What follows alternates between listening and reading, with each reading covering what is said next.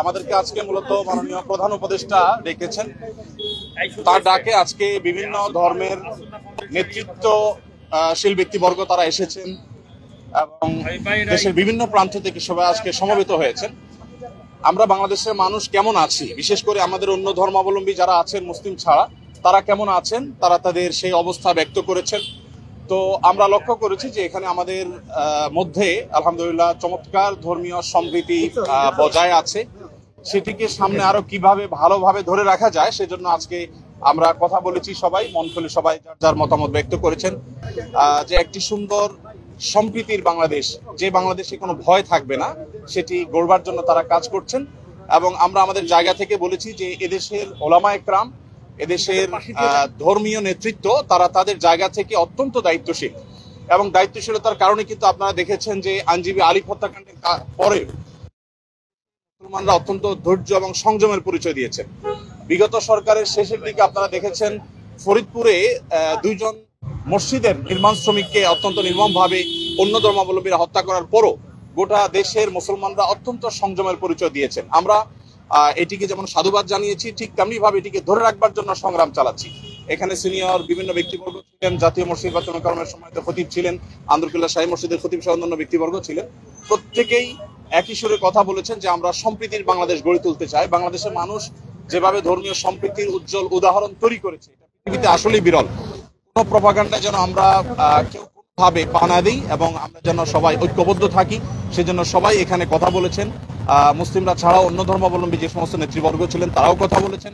তো আমরা আশা করছি যে একটা সম্প্রীতির বাংলাদেশ যেটি ইতিমধ্যে আলহামদুলিল্লাহ আছে, সেটিকে আরো ভালো জায়গায় আমরা নিয়ে যেতে পারবো এবং পৃথিবীর কাছে উজ্জ্বল উদাহরণ হিসেবে আমরা দাঁড় করাতে পারবো।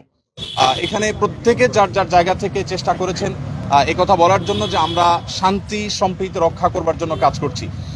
আমরা 5 আগস্টে লাইভে এসে প্রত্যেকে যার যার জায়গা থেকে আমরা সবাই কিন্তু মানুষকে সজাগ থাকার, সতর্ক থাকার এবং সংযমী থাকার, ধৈর্যশীল থাকার জন্য আমরা আহ্বান করেছি। এবং আলিফ হত্যাকাণ্ডের পরও আমরা প্রত্যেকে যার যার জায়গা থেকে মানুষকে সংযমী থাকার আহ্বান করেছি। ইসলাম আমাদেরকে অন্য ধর্মাবলম্বীর ব্যাপারে যথেষ্ট দায়িত্বশীল আচরণ করতে বলে। আমাদের প্রিয় নবী সাল্লাল্লাহু আলাইহি ওয়াসাল্লাম আমাদেরকে মানুষ হিসেবে অন্য ধর্মাবলম্বীদেরকে মর্যাদা দিতে শিখিয়েছে এবং সেই শিক্ষা ধারণ করবার কারণে বাংলাদেশের মানুষের মধ্যে সাম্প্রদায়িক সম্প্রীতি তৈরি হয়েছে। আমরা আমাদের আশেপাশের বিভিন্ন জায়গা থেকে সাম্প্রদায়িক সম্প্রীতির যে নাসিহা শুনে থাকি, উপদেশ শুনে থাকি, সেই সমস্ত জায়গায় যখন দেখি যে সংখ্যালঘুরা নির্যাতিত হচ্ছে এবং দলে দলে তাদের উপাসনাগুলো ভাঙা হচ্ছে, আমার মনে হয় সেই জায়গাটাতে আমাদের মনোযোগ দেওয়া দরকার। আমাদের দেশে সংখ্যালঘু ভাইরা তারা নিরাপদ আছেন, আদৌ নিরাপদ থাকবেন, তাদেরকে নিরাপদ রাখবার জন্য আমাদের সরকার যেমন কাজ করছে, ধর্মীয় নেতৃত্ব তারা তাদের জায়গা থেকে কাজ করছেন। তো আমরা মূলত এই বার্তাটা মাননীয় উপদেষ্টা মহোদয়কে আমরা দেওয়ার চেষ্টা করছি যে আমাদের জায়গা থেকে আমরা ঐক্যবদ্ধ আছি, ঐক্যবদ্ধ আমরা থাকবো। আমাদের হিন্দু ফাটল নেই, আমাদের মধ্যে কোনো বিভেদ নেই। বিভেদ এবং ফাটল যারা দেখাবার চেষ্টা করছে তাদের সে মিথ্যা প্রপাগান্ডা যেন বিশ্ববাসী বিভ্রান্ত না হয়, আমাদের দেশের মানুষ যেন বিভ্রান্ত না হয়, আমরা সে বার্তাটি মূলত আজকে দেওয়ার চেষ্টা করছি। ধন্যবাদ। ভারতে বাংলাদেশের সহকারী হাইকমিশনে হামলার ঘটনা ঘটেছে এবং ভারত থেকে বাংলাদেশকে নিয়ে যে ধরনের অপপ্রচার চলছে, ভারতীয় আগ্রাসনের কথা বলা হচ্ছে, এই বিষয়ে কি বলেছেন আপনারা? এই বিষয়ে কি বলবেন? এই বিষয়ে আমার পাশে আব্দুল্লাহ বিন আব্দুর রাজ্জাক আছেন, উনি ওনার বক্তব্যে বলেছেন, আরো বক্তারা বলেছেন, ভারতে বিশেষ করে আমাদের সেখানে যে সমস্ত সহিংস ঘটনা ঘটছে, যেমন এই যে উপ হাই কমিশনারের হামলার কথা আপনি বলেছেন, এগুলোর কারণে আসলে আমাদের কথা বলা দরকার। আমাদের রাষ্ট্রীয়ভাবে মাননীয় প্রধান উপদেষ্টা মহোদয়কে বলা হয়েছে যে তিনি যেন তার জায়গা থেকে, সরকার জায়গা থেকে কথাগুলো বলেন।